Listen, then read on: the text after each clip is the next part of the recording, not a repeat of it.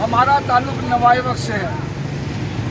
हम जर्नलिस्ट हैं, हमारा क्या कसूर है कि हमारे पैसे 2.5-3 साल से नवाई वक्त के मालकान दबा कर बैठे हैं।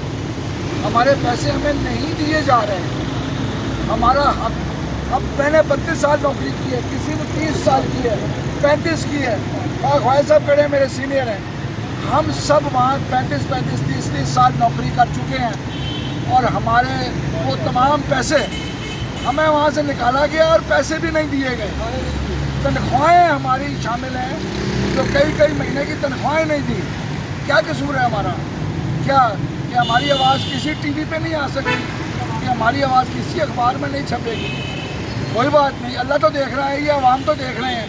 हम अपनी आवाज़ अब रोज़ तो नहीं, महीने में कम से कम हर हफ्ते में एक दफ़ा ज़रूर आप सब लोगों तक, आवाम तक खड़े होंगे, पहुँचाएँगे। YouTube पर गुगली टीवी देखने के लिए youtube.com की सर्च बार में गुगली टीवी टाइप करें। गुगली टीवी के पेज पर सुर्ख रंग के सब्सक्रिप्शन वाले बटन पर क्लिक करना ना भूलिए। YouTube पर अपलोड होने वाली वीडियो से बाखबर रहने के लिए बेल आइकॉन पर क्लिक कीजिए।